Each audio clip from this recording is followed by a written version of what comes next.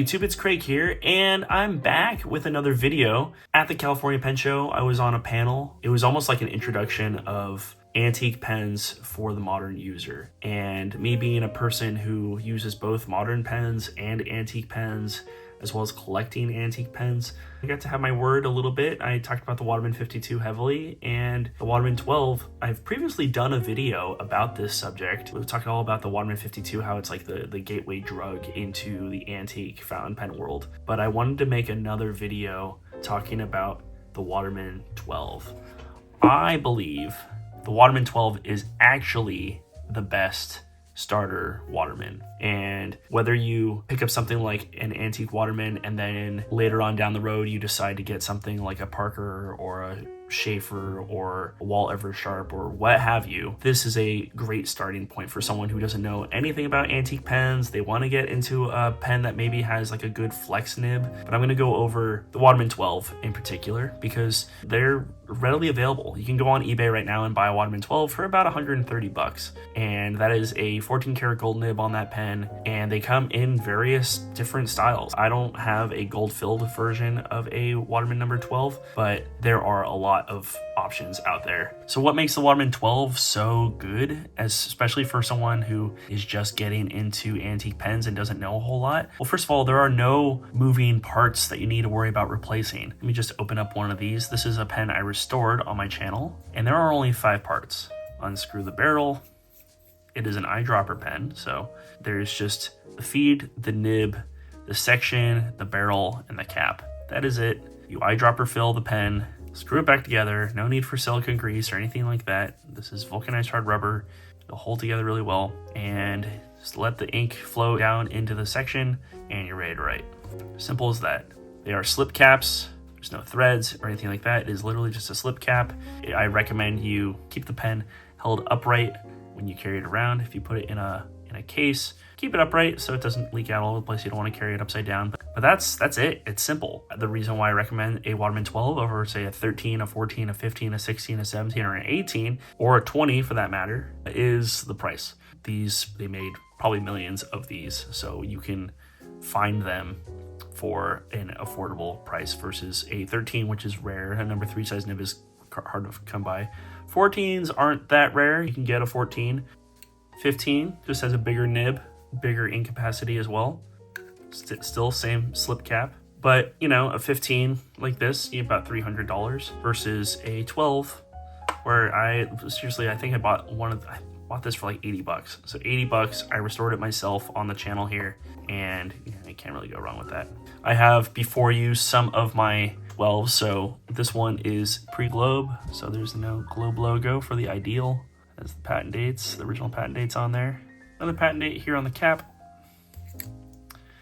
This is the old 3 Fisher feed with a little early star nib. The nib on there is from 1896.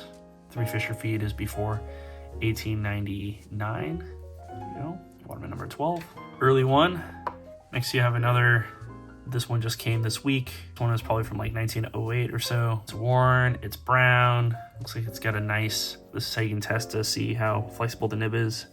Yeah, it's got a very flexible nib. That's nice. Again, I paid like $80 for this. 12. Next we have another one that I restored. This one has like more of a stub nib. Like a flexible stub. And then we have the first one that I restored with Dr. G's Pen Apothecary. Good imprints on it. This is a very nice kind of minty looking one. I gotta clean up the cap a little bit. It's got some oxidation going on the cap. Since it has that band in the middle, the imprint is on the cap instead of on the barrel. It's a really nice pen though. And the band on there, this would be referred to as a 712. The band is 14 karat gold. But there you go, number 12. This is a 612 because it has mother of pearl slabs on it. Again, slip cap. Again, it has the imprint on the cap as well. This was another eBay item, surprisingly enough. I picked this pen off of eBay. It has a Canadian nib on it. It's got some weird patina on it. Just never bothered to change out the nib on there, but I have replacement nibs for them. Yeah, really nice. Rare to find on eBay, and got it for a good price, like 140 bucks, I think. Next we get into the 412s. They are sterling silver. Again, they just say 12 on the bottom. They didn't put the 4 for the sterling silver on there until around 1908, but even then they didn't always do it. This one also has a star nib. So the nib itself is from 1897 to 1899, and this pen is from around 1905. This is one of the earlier filigree designs. They later moved to this, and then this was replaced in 1924 with the basket weave design. This one does say 412 on the bottom. And this is another 412, but this one is fine silver. These go for a lot more money. These go for about $600 to $800. Again, just says 12 on the bottom. It's just a slip cap. This one also has a star nib on it. Star nibs aren't necessarily, more flexible or anything like that. This is probably just more of a fine writer. It might have a little bit of semi-flex to it. As far as Waterman catalogs go, they didn't have like the flex nib. It was a stenographer's pen. Before they had stenography machines to type out words, they had like a shorthand, and you would use the flexibleness of the nib to be able to write out different words for stenography. So nibs that are going to really be out there are manifold, which is for salespeople using carbon copy paper. There's fine accountant nibs to write really small for accountant, or like say like a bookkeeper. There's that stenography nib. They had music nibs. So if you're looking for a super flexible nib, it's going to be a stenography nib. But the standard nibs were all fairly flexible. And the last one I have in this little grouping here is a 12.5. I love these. These are basically secretary pens, and they're much thinner. I mean, you can see they're a little bit smaller, a little bit thinner, but they are awesome little pens. It's like holding a number 2 pencil. And a lot of them have pretty dang flexible nibs. So no parts to really worry about, easy to maintain, easy to take care of. You want an eyedropper, but you don't want a slip cap. You're worried about the cap slipping off while it's in your bag or something. Then check out something like this. This is a 12 POC, which stands for pocket, is a screw cap eyedropper. So same thing, it's threaded, so that's not gonna pop off while it's in your bag or anything like that. Pocket, but you unscrew the section, fill up the barrel, and you're good to go. I still highly recommend a Waterman 52. This one looks like junk. The lever looks bad and sad, but it does work just fine. But you would have to worry in the future of getting a sack replaced, but they only cost a few bucks to get a sack, and it's pretty easy to do yourself. I restore my pens with a blow dryer just to warm up the section. I'm able to take this off and then use a little bit of shellac to be able to put it on. It's pretty easy to do. So I'm going to take my newest Waterman 12 that I've gotten in this little collection here, and I haven't restored this or anything. It's got little scratches all over the section. It's a little brown because it's been oxidized, but it's a good little solid pen. It's got a nice clip on it. Clip is from after 1910. So this puts this probably, this is probably around like 1915 or so. We're gonna unscrew the section here, and I'm just gonna fill this up right now. I have this super little helpful little pen stand. This is a old school Waterman's pen stand. Let's grab a little Waterman's inspired blue. What's nice about this is I can just put this right in there, no problem. Stand it up, put the cap here off the side, get the nib there.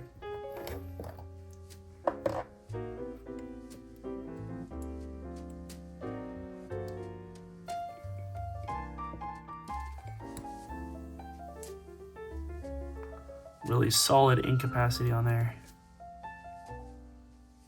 Let's go with that. I don't need to fill this up too much.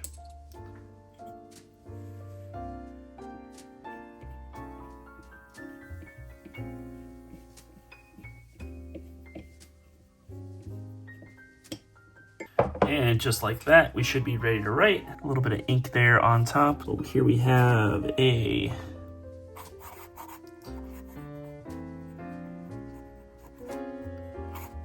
Waterman's Ideal.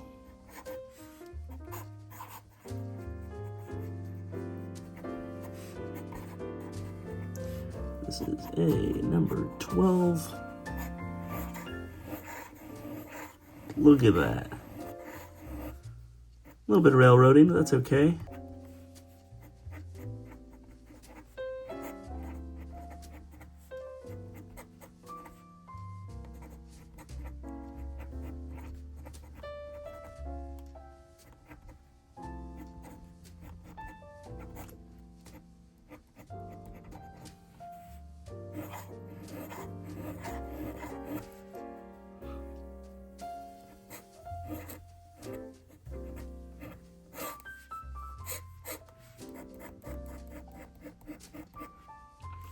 It's got a little bit of tooth to it, but it's not, you know, it's not unenjoyable.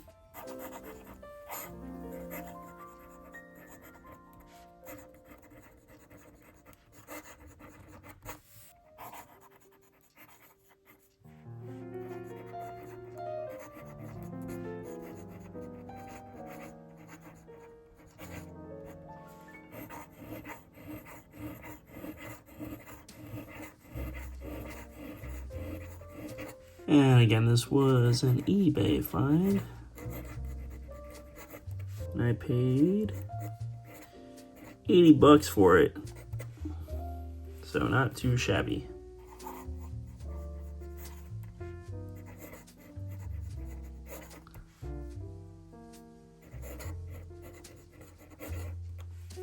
So no pressure, light pressure, a little bit of heavier pressure, and you get that nice line variation.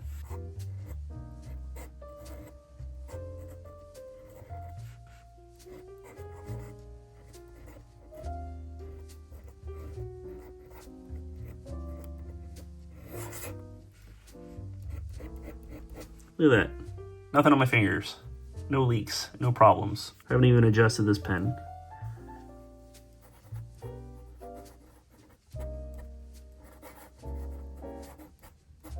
If you hold it at a slightly different angle, look how light, how thin and light. Extra fine to broad.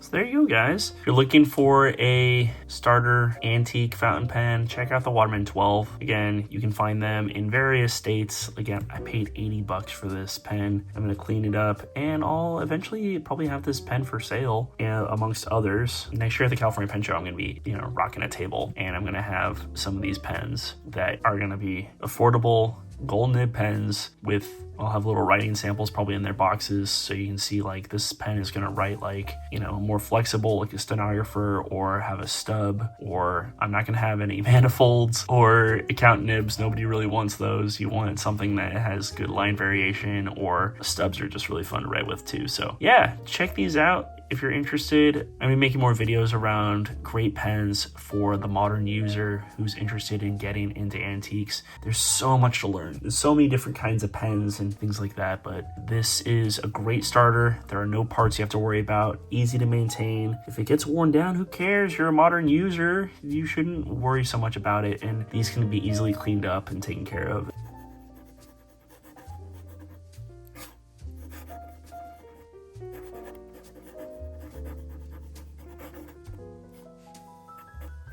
And that is the video, you guys. Let me know what you think. Go on eBay right now, go and check out Waterman's 12, and you should be able to find a bunch of different options. If you're a modern user and you're just getting into antique pens, don't worry so much about how it looks. I mean, these things, this is a 110-year-old pen, and it writes great, and it's like an instant heirloom. I have all kinds of different plans for the future. Be sure to follow me on Instagram at Craig Roccanova, and I will see you guys all very soon in the next video. All right.